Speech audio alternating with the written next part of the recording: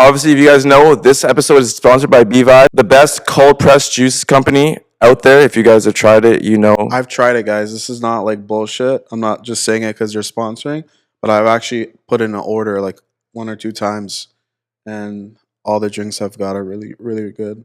Exactly. We even also have the immune shots as well, and then we're also coming out with the CMOS. So look out for that as well. Fire. So let's get into like the early beginnings of actually getting into promoting. Like, what got all started? Who got you started into it? Yeah. Is there any people that like kind of like? Yeah, there's so many people I have to give my flowers to, but I think the main guy is Vitaly Samarenko. Okay. So there was a club which everyone knows as Her. It was called Body English before that. That was my time of like the all ages. So all ages like 10, 15 years ago was a big boom in the market where like it's been going on for like 30, 40 years.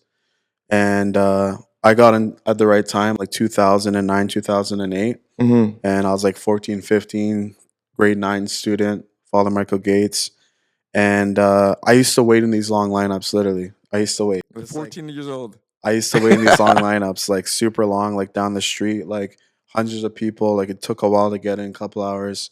And I just hated it. It was just a bad feeling. Like it kind of affected my whole experience, like partying, just to wait in these lineups.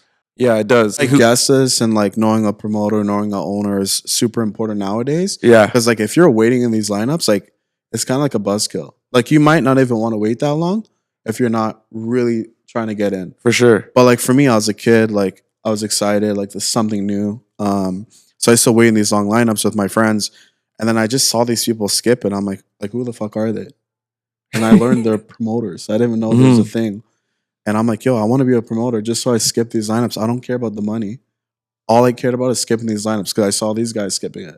And there weren't like celebs or anything. It was just like random guys that worked for the club, promoted, and they just walk through. You know, there's hundreds of people in a lineup, sometimes 1,000, and they would just walk through the front door. Like you just see them walking. And you're like, fuck, man. You like I'm here and they're walking through. Like I look like a loser. But that's really how I got started. So I met a guy named Vitaly Samarenko. He ran the party for a very long time. And he taught me everything about like social media before like Instagram. At the moment, it was Facebook. So we did a lot of like engagement groups. We did BBM was a thing, so we did BBM stuff like chats and like WhatsApp. Oh wow, that's back then. When you had a BBM, no iPhone, right? So I got really good at it because he taught me everything. And he was a really top promoter at the time. He was like 17, I was like 15, and I was on the come up. And I used to like do a lot of like in-person marketing. So I would like go up to people, be sociable, like do personal advice versus just social media as well. Like there's so many elements of it. Back then it was more like flyering. So like you had to like engage with the conversation versus just making a story post. Obviously social media is different. So like other ways are more effective, but back then it's more like personable, right? So it's like you go up to someone, hey, I have a party, so check it out. It's next week. Here's a flyer. My number's on it. Hit me up. So that was like a thing back then, how we used to market ourselves as promoters.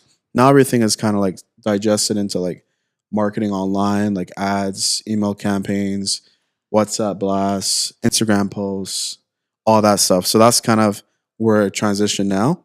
But I still like do the personal stuff. So if I see my friends like in person, I'll still invite them. I just won't give them a flyer. Of course, yeah. They'll grab and probably toss it out. But literally that's how I got started. I got started only because I didn't want to wait in 1,000-person line.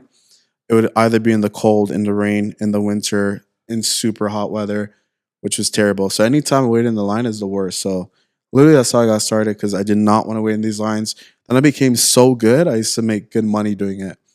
I did talk about this story, but I remember I was like 16 years old, grade 10, and I went to Harry Rosen and I bought a goose jacket. Now, I didn't have the money at the time, but I did put a deposit and got the money a week later, which is kind of empowering because I'm like 16 paying for a $700 jacket, you know? Yeah. I just went in there. I'm like, yo, this jacket's sick. How much is it? They're like, how much is it? They're like 700 all in. It was like 67, something like that. I'm like, okay, I have 100 right now. I'm going to give you 100 and I'll come back for the rest. Then I just got a receipt a week later when I got paid from the club when I got it. That was like my first big purchase as a young kid. Sure. Brought it in my closet. My mom's like, what the fuck is this? $700 for a jacket? Who the fuck do you think you are? I'm like, oh, like my bad. Like, but I kept it. Whatever. It's like it's a good memory to look at. I actually still have the jacket, just for like a memory of like. Wow. It's a big accomplishment at No, 16. for sure. Like, it's not a car or anything, but it's like I couldn't believe that my mom never got this for me. I got it for myself, you know. And that came with other things. Like I got a goose jacket. I started wearing designer. So like, you know, I did it on myself. Like I didn't like no one like handed it to me. Like I worked my ass off for it. And it's like it's pretty cool to like have it at an early age. For sure. It can become addicting, but other than that, it's like it's just a dope like feeling that you could be like, yo, I could manifest whatever I want. Yeah. And it starts off as a Canada Goose jacket, then it develops into bigger things, right? As like where I am now with the club ownership stuff. At 19, I was like, I wanted to own a club. Yes, I've seen that. And now you created the Ultraviolet, your partner with them. I saw that. Congratulations. Yeah, shout out to my partners that brought me on board, Steve Sacco, Darren, Feta, and a few other guys as well. Yeah. Talking about that, like how did that come together? Because I know like you've been trying to put that together. It's been a goal for yourself. It's been in the works for a while. Yeah. I didn't think it would actually come to pass. Like imagine you just like sometimes you write down goals, you're not sure if you're gonna hit them. They're so far fetched. Yes. But then you actually hit them, you're like, fuck, like now I have better goals. But for me, it was always my dream. Like a lot of people say I would never do it.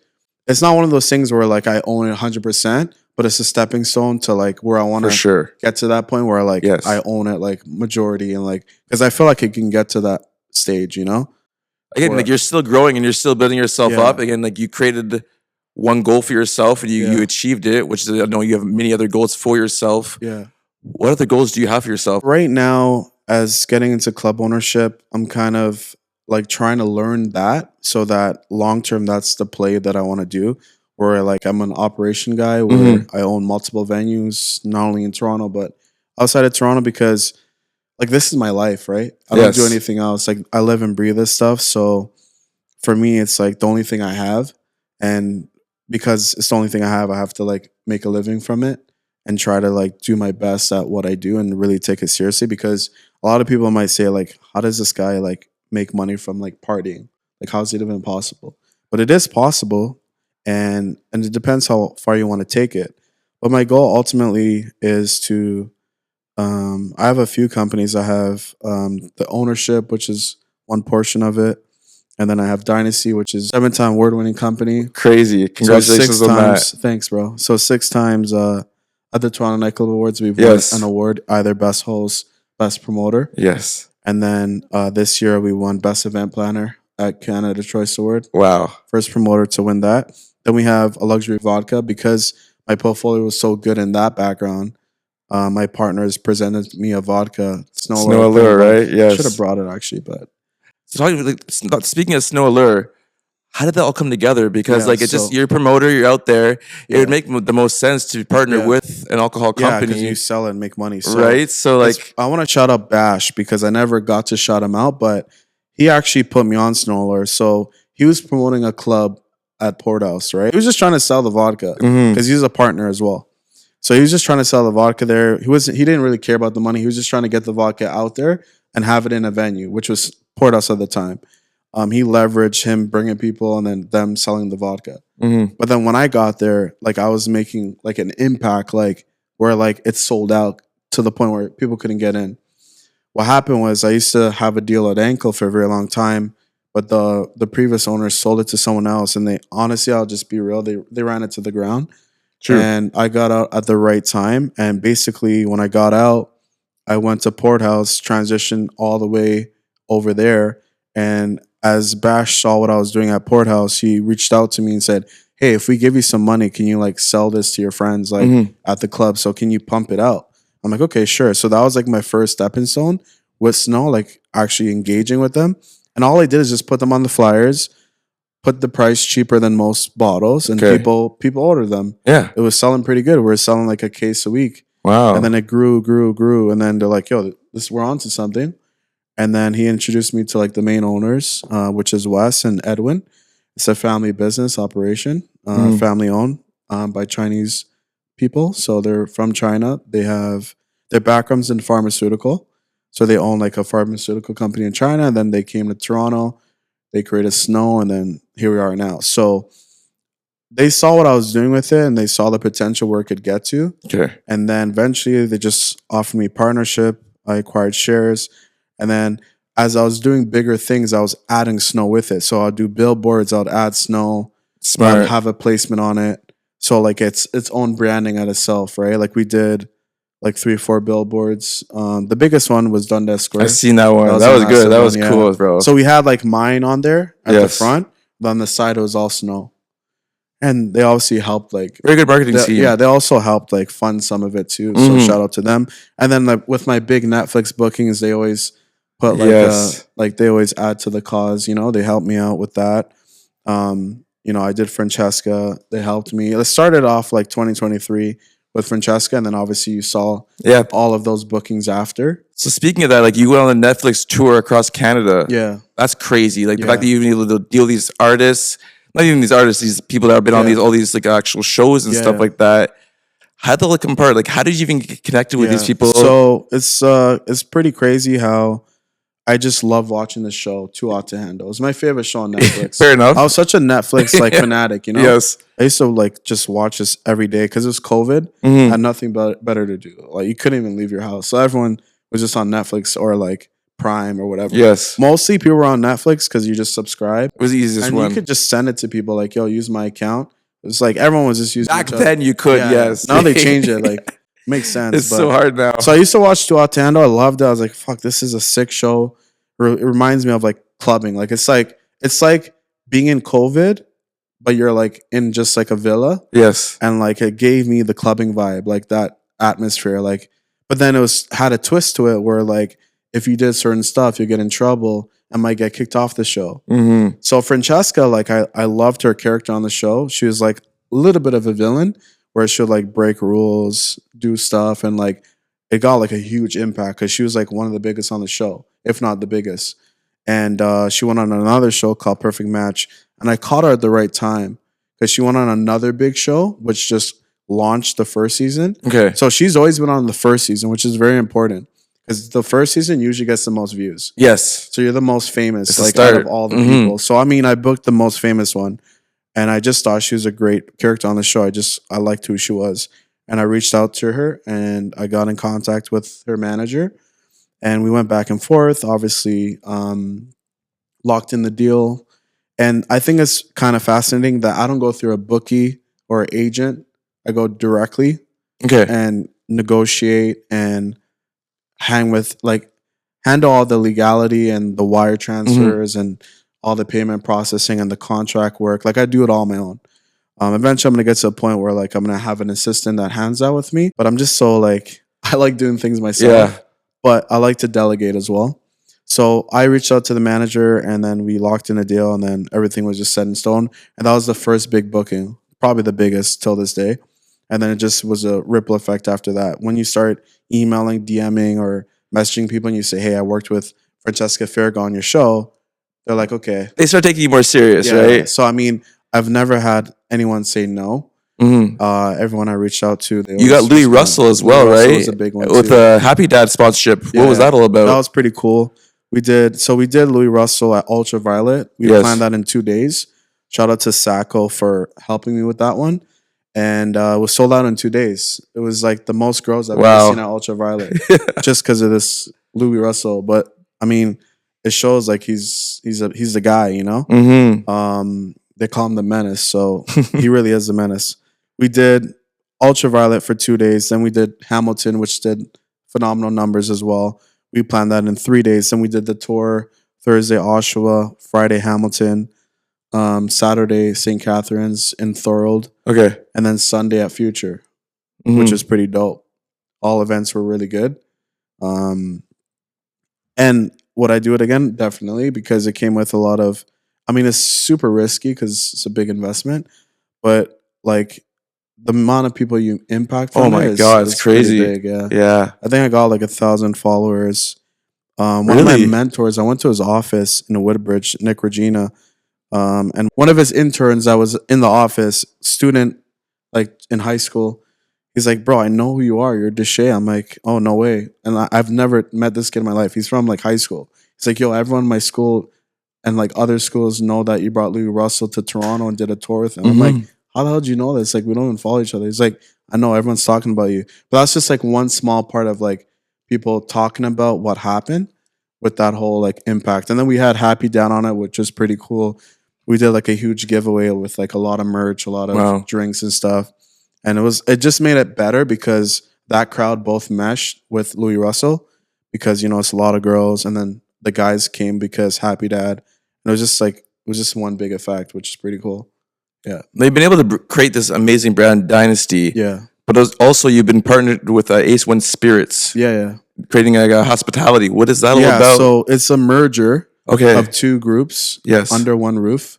So first it was called Ace One Spirits. Then we changed it to Ace One Corp. So it's like a parent company of all the companies. Wow, okay. So you have like Dynasty Events. You also have Influence, which is like the Netflix stuff and the tours. Then you have the Snoller Vodka. And now you have the venue, like the venue ownership. Because Algebra is not just going to be one venue that we're going to own. Obviously, it's going to be multiple. Of course. So like it's all under one umbrella, which is pretty cool. And then it just like feeds the companies of the top, right? So it has a lot of sectors and layers. And the long-term goal is to like build a really great portfolio of a bunch of companies under one roof, and eventually like either open more things or just sell the whole portfolio for a pretty good price. Yeah. Fair enough. Yeah. So I mean, our options is we could create our own Diageo where we own multiple liquor companies because we don't have the license just for one. We have a license for all of them. Okay, wow. So we could actually make like tequilas. We can make wine, champagne. So it's endless. Like sky's the limit. Once we crack the code of how to make vodka cool again, because right now vodka's not cool. It's not cool, brother. No one wants to drink vodka. Everyone drinks tequila now. It's either Casamigos, it's either Azul, it's either Don Julio, or 42.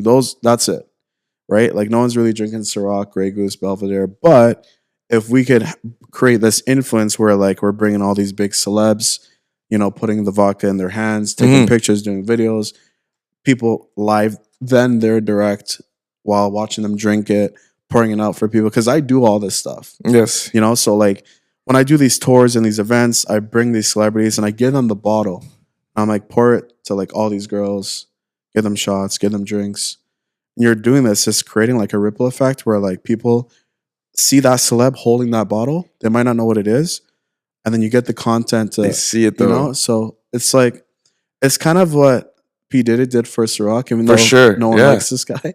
But I mean, he did a smart move where like he put Ciroc in all the rap videos and like all the clothing brands. Everybody wanted it after. Yeah. It was ripple effect, exactly what you're saying. So it's the same thing, but just same concept, but just different people doing it. It's not rappers, it's more influencers, which have more impactful on the kids versus like rappers do. Like more kids now watch Netflix shows and listen to like a rap song. You know what I mean?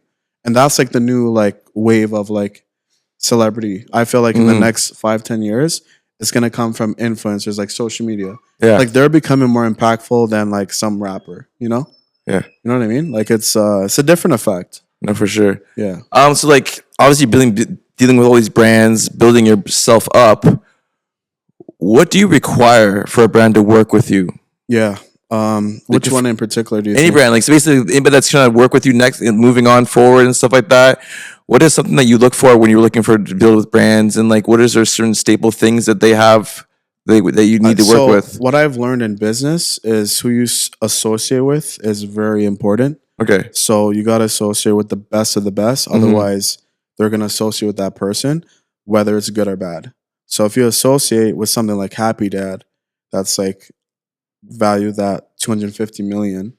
It's just a self-serve from influencers. I feel like they're more impactful than any other brand that's doing what they're doing. And you put your brand with that, it's like, it's obviously going to offset everything and make it bigger. So for me, I look for brands in their industry that are doing better than everybody else. And then I pair it with my company that I believe like we're the best at what we do. So because we associate with other people in that same niche industry, it kind of has like a bigger impact overall. So I feel like in any business, I've watched it multiple times on YouTube. You are who you associate with. And to make your brand bigger, you got to associate with the best. You know what I mean? Like if you look at Skims, they're in WNBA, they're in the Olympics, they're all over. They're in Holt Renfrew. Like they're in like great things where like even the NBA as well. And that just makes the brand so much bigger. You know what I mean? You know what I mean? So it's not like they're at like the dollar store or something. They're at like high value other companies. No, for So sure. when people see Skims, they're like, oh, like they see it as a big luxury product and they don't see it as just regular clothing. Yeah. So like if we could just see Deshae in 5 years, where do you picture yourself? Do you see yourself doing events? Do you see yourself putting on to like actual like festivals and stuff like that? Where is Deshae? Where is Deshae in 5 years? So I have a vision board. I have a vision board in my house. Yes. A front of, like on top of my bed of like all the brands that I look up to. So like Happy Dad, Skims, Apple, some hospitality companies like Ink Entertainment that owns Rebel, Cabana, like the biggest venues. Some operators in Miami that own like Live and all the biggest clubs. Yeah. So I like have a vision board and I see like Dynasty and Influence and Snow, like Ciroc, all these big brands, Ace of Spades. I see Snow being like that in the next 5 years. I also have I framed it. This is next level manifestation, but like the goals I had at 19 on my phone like years ago, obviously because I'm 30 now. But I framed it on my wall. Like I framed it, so it's in a picture, but it's framed. My goals.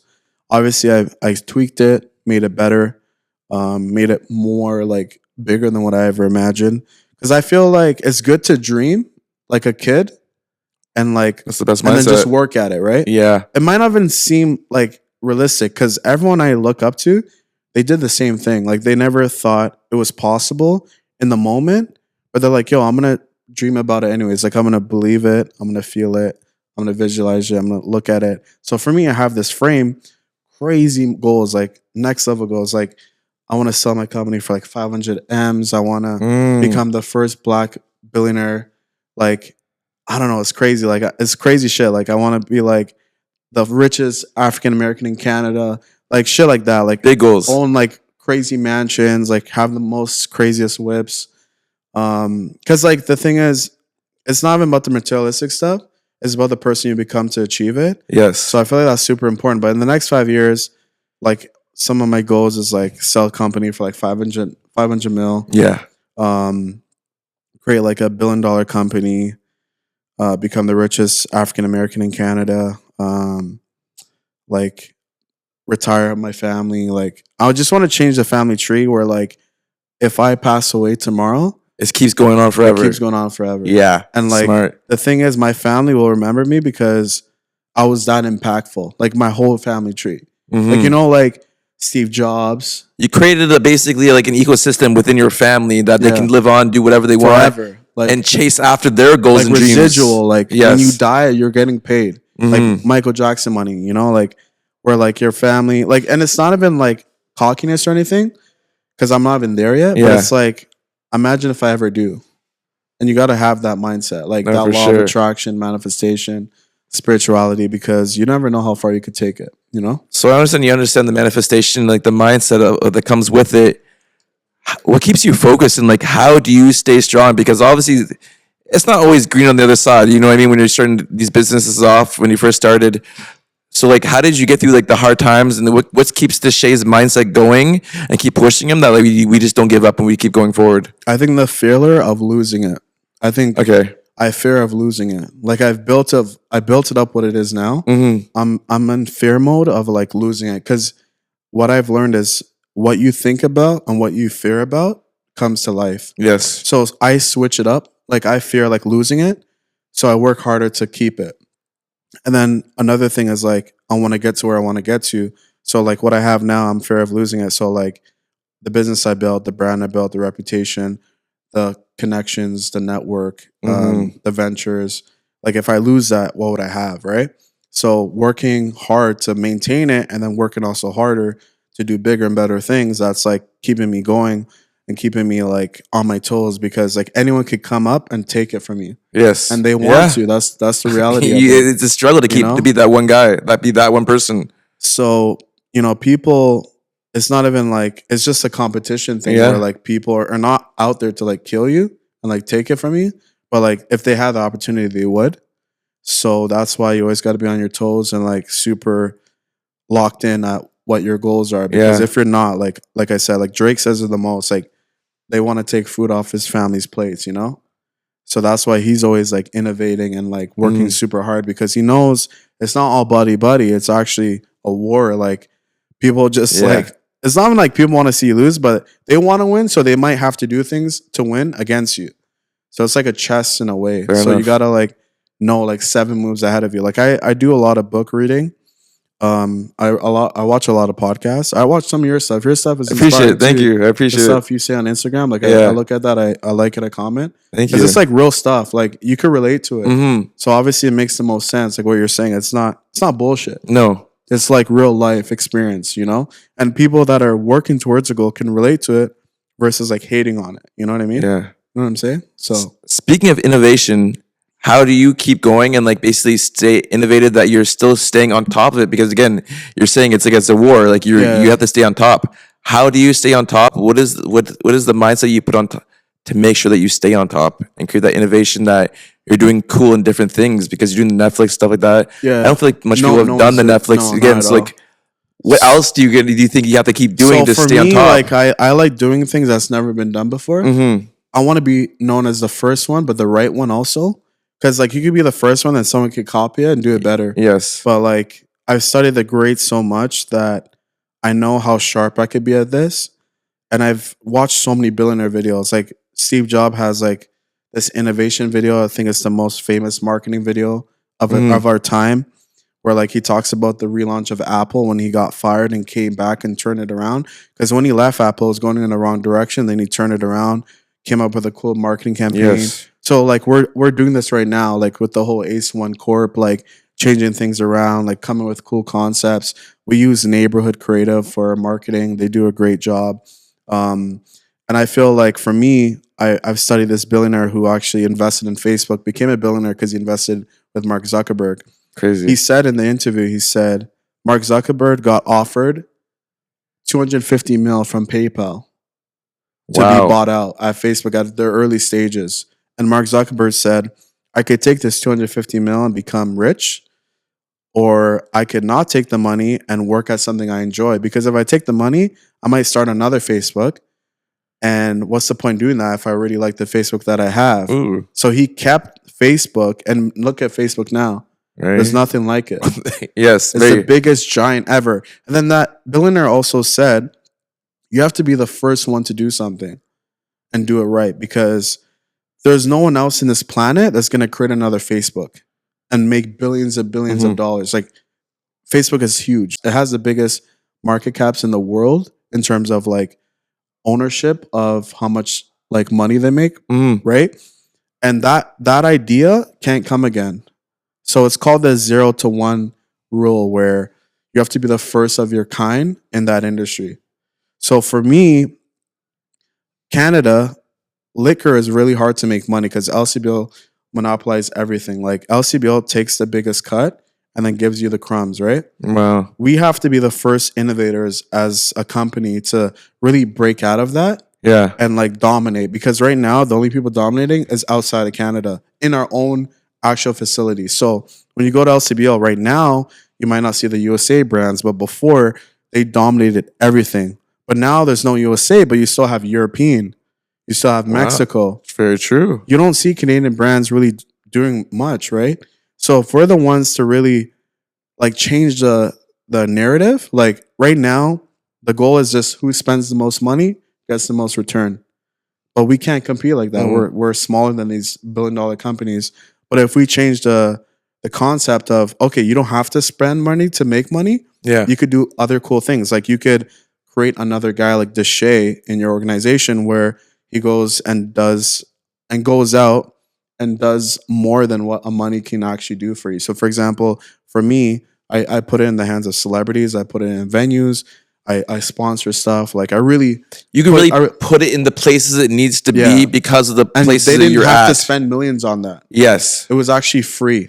You know what I mean? Obviously some of it costs money, but it's not like millions of dollars to like, for me to be like, oh, let me put in my club, or let me put in the celebrity's hands, or let me put it here, or endorse here, or billboards, or this. Like like the ideas are fresh, like, you know what I mean? So we're actually creating a broker system in the company, Dynasty, where all the tours that I've done, the 10 cities, the 5 provinces, and we're expanding more. But we're gonna put people in those positions, like in those cities, in those provinces, and they're gonna represent our company and have incentives of representing and being an affiliate. But they're also gonna push the vodka, which is cool because like they're their own salesmen at our core. Sure. Versus me like just burning money like mills here, Yeah. mills there, you know? Because we can't do that. It's like it's a failure because you can't burn more than Ciroc. They're billion, there's levels. they're There's losing like levels. 30, 40 mil before Diddy actually took over. Yeah. They're losing money. Then he turned it around and then like made them billions of dollars. And that's why he won in a lawsuit with them because he started like another brand under them and then he branched off and did his own thing. So like that's kind of how that situation went. But that's kind of like what I want to do is just change like the mindset of like Canadian brands doing the same thing as USA or Europe or Mexican brands, but we're changing the history here because promoters are now seeing like, okay, this could actually work out because promoters sell more than like a Ciroc rep does. Probably, Because the Ciroc rep, yeah, for Ciroc sure, rep for just sure. gives you the vodka and then just sits on the shelf. Yeah. And then everyone just buys the Ciroc based off of the value that it has and like the reputation. But the actual Ciroc guy is not going to the club and telling their friends to buy it. Promoters are. Yes. So if we put it in the hands of promoters, it's going to sell more because those are the people that are influencing everyone else to do it. Yeah. If you know what I'm trying to say. So versus like just doing commercials and spending millions on ads, you could like hire promoters to work under your company because it is a promotion group as well as a lifestyle and spirits company where they're like the salesman in the club or outside of the club selling it to people. This is some free game right here. Yeah, like, you know what I mean? So this is the concept that we had to like really think and like do a lot of research because it's the only way out, to be honest with you. Okay. And if we could be the first ones, then like we could do it for all the other brands as well, which would help Canadian brands is like For really sure. big. And it'll help like the economy because we're selling to our own selves, right? Versus like outsourcing it. Yeah. Like why buy vodka from Russia? We can buy it from like a Canadian brand. And it just keeps it in the ecosystem within ourselves. Yeah, so the thing is now, like obviously your team is always growing, it's being built, always growing and getting bigger. What does it take for someone to work with you? What does it take for someone as a promoter to work with Dynasty and influence and work on your team? Like, what do they need? What is the characteristics they need? What is the mindset they need? I think so. I'm actually making my. I think you remember him, CJ. Yes. Okay. Yeah. So I'm making him a partner because he's been with me for like 7 years. Yes, he's been working with you for a while. Yeah, we can't launch this until he's a partner, but he will be a partner before Fair enough. then. So Okay. shout out to CJ. He's been very loyal to me. He showed nothing but loyalty. He's come from a great family. I love his parents. Whenever it's their birthdays or Christmas, I always come by and take care of them. But they raised such a great person because he's been a great friend to me. He's never done me dirty. Has never went behind my back. good to take have. deals outside. Like, you know, like shout out to everyone else that works for me. Ritz and Ace, they're also working with me too. Yeah. But CJ's like one of a kind. Like he doesn't like go to like other promoters or other venues and like get deals. I don't think there's anything wrong with it. But like if you don't do that, like that shows loyalty itself. He could be doing it, but he doesn't do it because he just respects Because you. a lot of people else do it. Like I've worked with so many promoters. I can But they imagine. started with me. Yes. I'm 30 now. It's been like 10 years, right? Like that I took it seriously. Yeah. I've worked with so many promoters that come and go. They'll start their own shit. Won't last long because they don't really have the perseverance and the patience. It's really hard to do this thing. I won't speak names, but I've seen a couple around you. Yeah. They'll come, they'll promote, start their own thing, think they can compete, whatever. Yeah, exactly. And then they'll also like work where I work and get their own deals. Like it's crazy out here. But CJ's never crossed me ever. And I'm like, yo, it's only right to make him a partner. So he's gonna have a partnership in Dynasty, Influence, and Snow. Wow. And eventually when it gets bigger, like he's gonna be a partner in the venues because I see like this growing to like something big, right? And for now, like I think it's pretty cool for like him at his age to like own a vodka, own a hospitality group because he makes good money. Like he does really well for himself. you could ask him how much it makes. Right? Sometimes he sends me the invoice. I'm like, fuck, I gotta pay this. Like, I was like, fuck, it's gonna hurt, right? But obviously you have to pay. So I mean, he does really well. Like, does really well. Like, really well. That's good. Yeah. Now we're talking about Toronto, Canada. Where do you see yourself, like, immediately going to the States, Miami? Yeah. So going back of working with me, if you're someone like CJ, I'll definitely mentor you for free. You can work along with me. I'll help you. Because I'm actually making CJ, like, working with the promoters and, like, handling that type of business. Fair enough. Like, more delegation task, event stuff, like, more, like, contract work. So, like, I could do other things and grow it, like, internally versus, like, working in the trenches, right? Because, like, when you're an entrepreneur and you're, like, the CEO of the company, you can't be doing, like, certain things because it will, like, kind of affect other things that you're working on. For sure. And it's going to, like, kind of make your, like, it will just put you off in a rabbit hole. So, for me, CJ will, like, now take those roles on, dealing with promoters, dealing with payouts, and that's kind of his partner role, right? Stepping to the plate, being more the face of the brand because he's young. I don't want to get into more ownership, more like hospitality stuff. The bigger things. Yeah, the bigger things. And then eventually, like, he'll get that with me as well because anywhere I go, I'll take him with me, you know? I told him, I'm like, yo, if I make it, you make it. I would have, like, I owe it to you. It's so good to have those type of people around you because, like, you know, you can trust on them and, like, you know that they're not there just for hype, right? They're there, like, I've been at my lowest and he was still there. There was a point in my life where, like, I had a very depressive time and he was still around, which is super important. Like, you know when you're, like, at the top of your game and then you kind of fall off? Yes. For a little bit. Yeah. Which no one knows about. Like, I was super, like, low-key about it.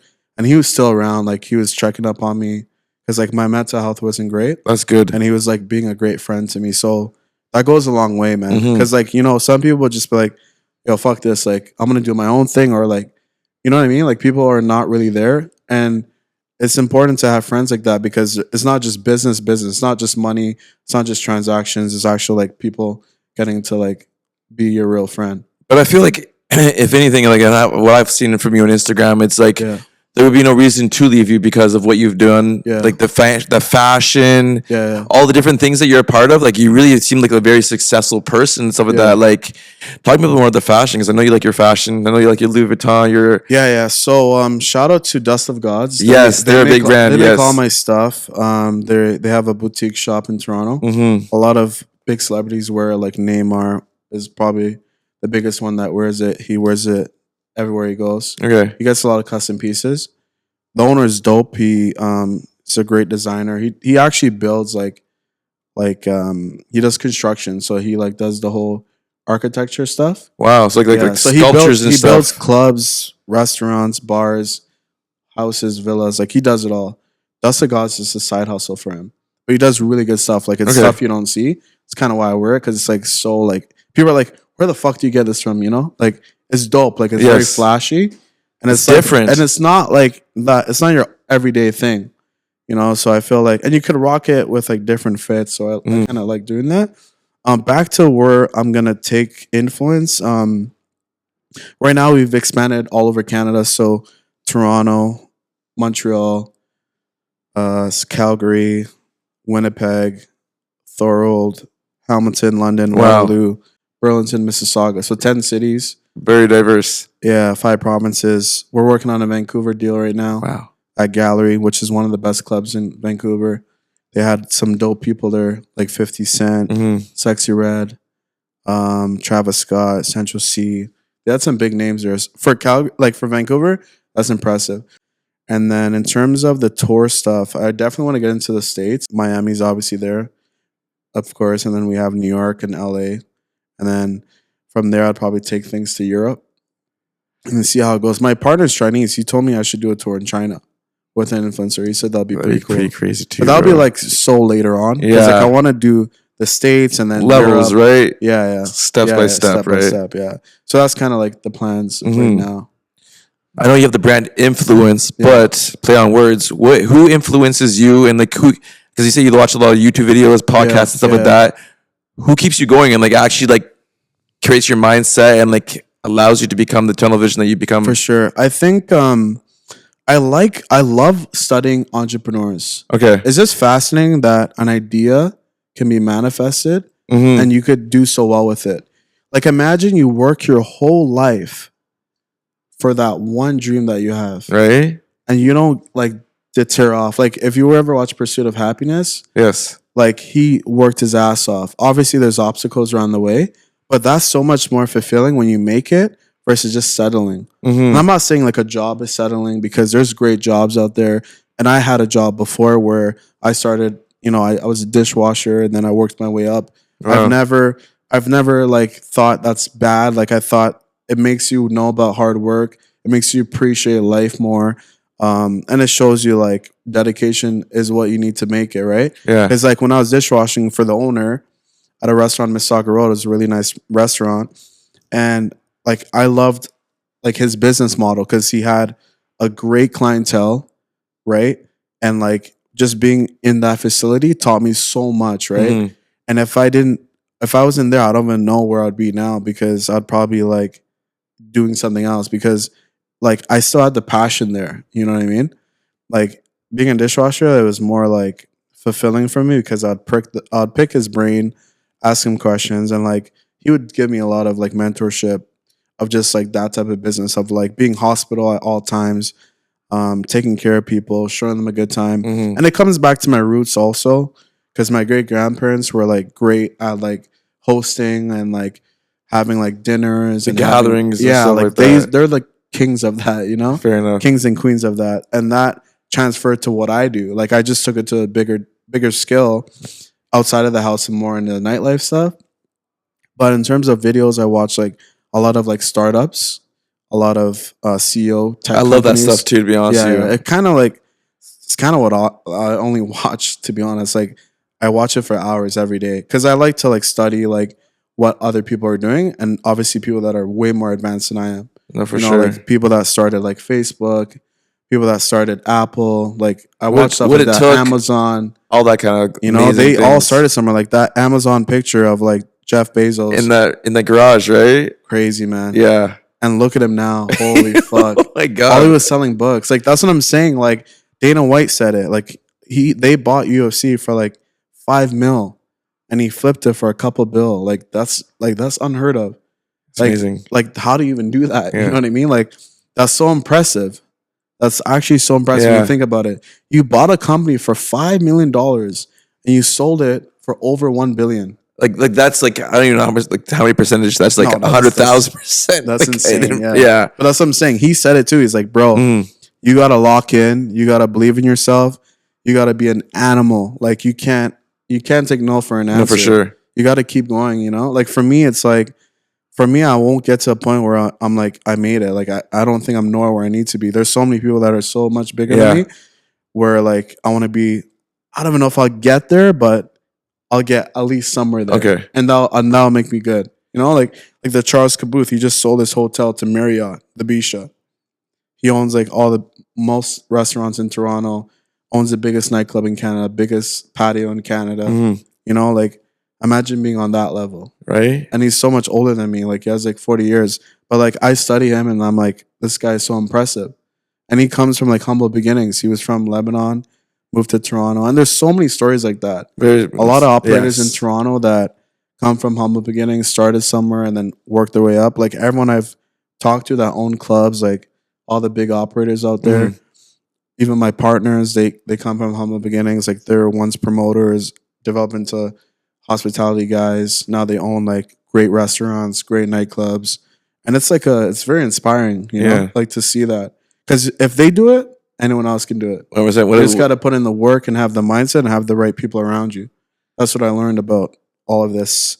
Have the right people, which is like your network, your core, your group, your circle, and then you have the work ethic, Yes. and then you have the vision and the mindset, and then everything Yeah. else just comes naturally. So there's someone out there that wants to get into promotions, wants to be on your level, and they're in after everything you've learned in this business and everything, all your I don't think it's partnerships. possible. No, Jack. That'd be funny. After all your partnerships, what advice would you give yourself at 14 years old, looking back of everything that you've gone through? Yeah, at 14, I was scrubbing dishes. And looking back now, I've always worked hard. I think that's like from 14 to now, I've always worked hard. I think that's the most important thing. But as I worked hard, I had goals. So I think goals are important too. So like, Okay. like when you're working hard, you're not just working hard. Mm-hmm. You're working hard and smart. And then eventually you just work smart. But for me, it's always working hard because if you don't, like if you don't have people say like there's like levels to your work ethic. So someone might want a Ferrari, but not have the Ferrari work ethic. Okay. So you got to have the work ethic, the drive, the perseverance, because there's a lot of like nitty and gritty stuff that they don't really teach. Like I'm not gonna post like, guys, I had a bad day. This is what happened. I just Yeah. post like the ups. Yes. Like I don't want to share that lifestyle with people. I might share with my friends. I might hit up my best friends and be like, yo, I'm going through this, I'm going through that. And they'll like situate me and like help me through that situation. Mm-hmm. But we don't show that on social media, which people don't get to see. They just get to see the accomplishments, the achievements. Everyone's like, oh my God, you own a club, congratulations. But no one knows like all the shit I went through to get to where I am now. Like it was like a lot of shit. Mental, physical, spiritual. Can we get into some of that? financial. Can we give like a one story, two story? I think So people can actually relate to you in a somewhat of a sense? I remember I was on top of the world. I was like 25, 26, and I was making a lot of money, fast money. And it was like a gamble where I would spend it back in the business, which is not bad. I heard you're better off going broke investing in yourself versus investing in things. Fair enough. So, I mean, I do buy designer here and there, not as much. I like to invest back in my brand because I know like it'll help more and it'll pay off more, way more. And if I were to invest in designer, it would be on my actual brand, which helps the brand because of what I'm wearing. And it's my brand, so it's pretty cool. Mm-hmm. But I think looking back now, I remember it was COVID. I was having a party with Chubbs, and I booked him. I paid a deposit. It was at Anco, and it was COVID, so he's in LA. He couldn't even get past the airport. And like the event was such a flop. Really? And I lost a lot of money, and it was COVID. So I lost a lot of money, and then it was COVID, didn't make any money. That was like the most challenging times because I didn't have any money at the time. I kept investing in the parties because I would spend this on myself. Like I would spend it by myself. It's not like I had an investor. You put your own money into it. My whole money. So just imagine you keep burning, and then you get to the point where like you burn all of it, you don't have it, and then like there's nothing coming in. So that was like the lowest point. But I want to thank my mom because she was like super helpful, including my sister too. Like they kind of got me through that moment. True. And like that one was scary because like imagine like you're on top of the world, you're making so much money, and then you just flop. Everything just disaster, And that like keeps me humble now. Like I don't think like I'm better than anyone because once you have that, like God will take it away from you because I've experienced it, and I wouldn't want to experience that again. So now I go into different mindsets where like if I do an event, I work super hard. Like I'm not just cocky. Like I'm gonna sell it out. Let me just chill. Like no, I work hard. I'm more calculated now, so I don't make impulsive decisions where like let me just pay this and then hopefully get a return. Yeah. Like you got to do research and study and know like who you're working with so that won't happen again. You know what I mean? Because even though COVID happened, I still could have recouped some money, but like it was terrible. Like it was a bad event. Like that was when like it was getting shut down on the Monday. I had the event on the Friday. The whole city got shut down on the Monday. Mm-hmm. So Chubbs was in LA. He couldn't even make it.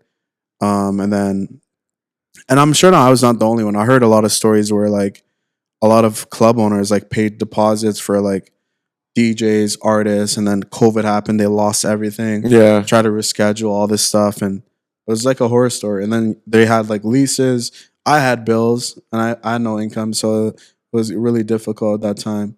True. I was like broken, like emotionally, physically, financially. But then I remember like I started like it was COVID and I like worked out, read books, like kept my mind busy, and then I went and I got through it, which is great. And now I'm doing way bigger things now than back then, which is pretty cool. So yes, I mean that was a cool experience. Like now looking back at it, I feel like a lot of people say when like bad shit happens to you, you're in the moment, you're like fuck, like how do I get out of You this? learn Like, so much from it, though. oh yeah, it turns you into like a different person. And the thing is, like, especially the guy in like in your industry, like you probably Yeah. learn from so many different things of like things that went bad. Yeah. Because like things that don't just happen for a reason. Like Yeah, things, no. some things happen by luck. Yeah. Some things, like as I've seen talking to you and stuff like that, you're very calculated. Yeah. You make sure that you do the actual research before you get into certain things, stuff like Yeah. that. So like, some people may look at you and think, "Oh, this guy just did it. He's lucky," Yeah. not realizing the actual hard work that you had it's to been put 15 into years, it. right? So Yeah. like I started at 14, 15. I'm 30 now. 15 years. I didn't know. Like, imagine sticking to something that long. You stuck with it and, Yeah. and it worked out, which I Yeah. feel like a lot of people don't do. Yeah. They don't. They give up really quickly after They're 2 to just 3 trying to do other years. things. Like, I've tried other things, Mhm. but I didn't have the love for it. I didn't have the drive. I didn't have Fair the enough. passion. So even when I was making money, it was cool. I was making money, but I'm like, yo, I don't wasn't it. even believe in this product or Mhm. service. What I believe in is the nightclub business. I actually believe in what I'm selling. You know, like I believe in it. So like it doesn't like really phase me when I'm going through a bad time. Yeah. I'd rather go through a bad time doing that than going through a bad time doing something I don't love. The thing is, Enjoy. even if you're going through a bad time and it's something that you love, you're still learning from it. Therefore, Yeah. you're accelerating For yourself. sure, Whether yeah. you, like whatever that happens again, you can Yeah. just completely steer away from that. Yeah, and you of understand course, what's yeah. going on and stuff like that. So Yeah, for sure. And it also like it builds you into a different character Mhm. that allows you to like it kind of says like when God puts his toughest battles to yeah, his best soldiers, it's a real thing. for sure. Like Satan only tests you when God gives him permission. And you're a man of faith. You go to church on Sundays regularly. I've seen all that. the time, yeah. Good for I you. pray a lot. So like for me, I'm super like spiritual, and I know that like if the devil's like trying to get at me, like God's not like God will allow him to Mhm. for a certain reason to test you. Exactly. He's not just doing it on purpose. He's trying to see if you have the faith to like Yeah.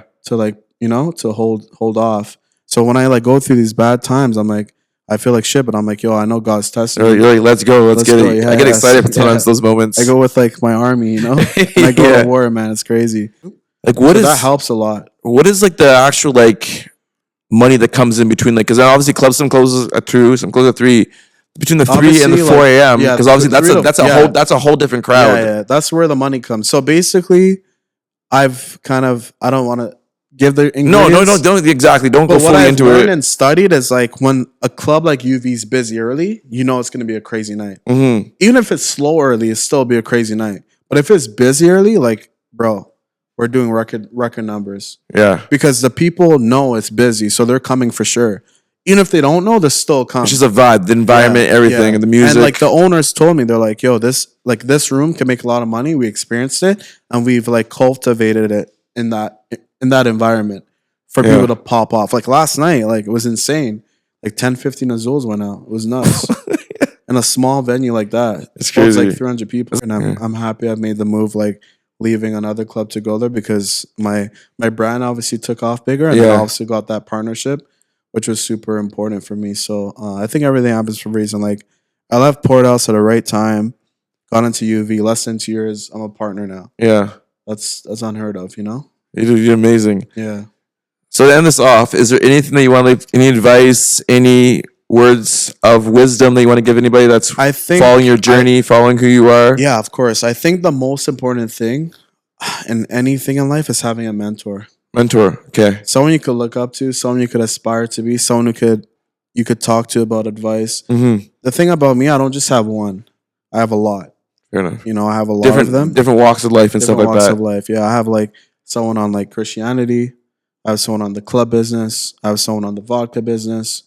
Helps, It definitely. helps. Yeah. So I would love to shout them all out. Of course. But We'd be sitting here all day, wouldn't we? Yeah, we'd be sitting here all day. But they know who they are. I don't have to say names.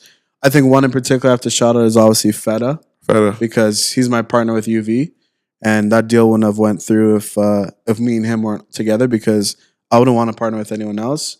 He's mentored me. He brought me out of I was out of the game. He brought me back in. That's crazy. I didn't know that Feta was actually your mentor. Yeah, one of I thought you were his mentor, but no, yeah, he's older than me. that's crazy. That's amazing. So it's crazy because Feta kept saying, "Bro, be my partner, be my partner." I'm like, nah. Like I like Dynasty because he wanted me to partner in his company, which is I Make Noise. Yes. This is when I was under him, so he brought me out of I was in retirement mode. I was like, "Fuck the clubs. I was getting scammed, bro. Like all these promoters I was working with weren't paying me. So then I'm like, yo, fuck this. I keep getting scammed, not making any money. I'm like putting all this work. Like imagine working for a year and you're not getting paid. You're just bouncing to promoters and they're just scamming. I don't know what was going on at the time. I'm like, yo, fuck this. I'm done. And then Feta reached out to me. He's like, yo, I have this ankle thing going on. Like you should come. And I'm like, nah, like I'm not really interested. And he kept like talking and I'm like, fuck, you know? And then I gave it a go and I killed it. And I was making like $100 a night, you know? Not much. And Feta like opened a club and then I stayed there and then like everything just changed after that. And that's kind of cool because I went from a sub promoter to a main promoter to a club owner. So it's like full transitions. Like sub promoter is when Full you work circle. for the main promoter. Yeah. Then a main promoter is when you have sub promoters working for the promoter, and then the main promoter has the direct link to the club. Versus a sub promoter having a link to someone else who has a link to the actual venue. And then now it's like club ownership. So it's like I've been through it all, you know? So I think mentor is super important because they could save all the mistakes that they made. Yes. And they could literally put you through like so much less time of like headaches, money, frustration, you know? Yeah. Like, they could literally put you on game, which is super important. It just speeds up the process a lot faster. Yeah. And it has to be someone that you want to aspire to be. Of course. Yeah. So I think mentor is super important. Awesome.